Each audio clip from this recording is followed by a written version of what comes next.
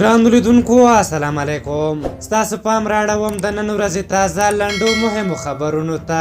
پیل د طالب زندانیانو له ازادېدو کوو.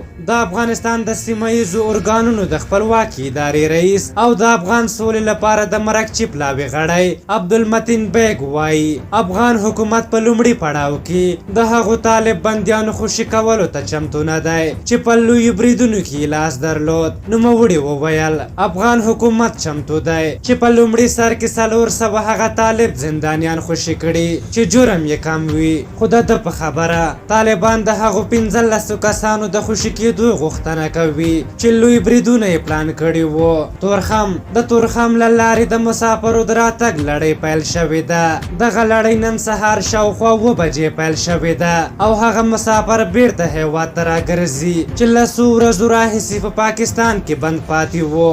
د معلوماتو له مخې دغه کسان لومړی په تورخم کې جوړ شوي کمپ ته لیږدول کیږي، هلته معاینه کیږي او له هغه وروسته بیا کورونو ته پرېښودل کیږي.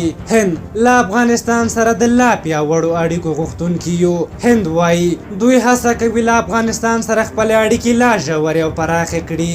د هند د بهرنیو چارو وزیر جیشنکر ویلي د دې وخت چې د افغانستان او هند ترمنځ اړیکې لا ښې او ژورې شي.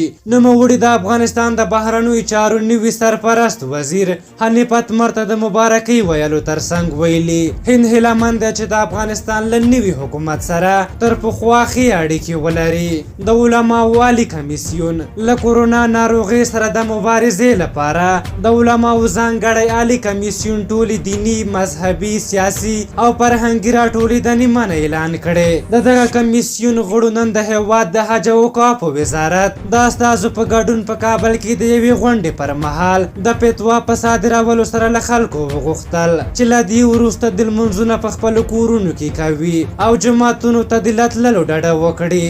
او یو بد خبر دا دی چې په هیواد کې د کورونا له امله د لومړني متخصص ډاکټر مړینه تایید شوه.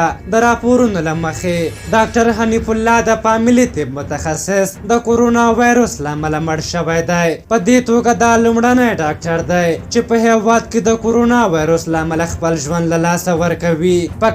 د پکتیا والی شمیم خان کټوازي په دغه ولایت کې د کورونا له امله د احتمالي مړو لپاره 50 جره بهادیره ځانګړې کړې چې دغه خبره اوس د ټولنیزو رسنیو سرلیک ګرځېدلې او د دې کار له امله په والي سخت نیوکې شوې. امریکا وایي نړیوال ډونران په افغانستان کې له روان وضعیت نه ناهیلي شوي دي.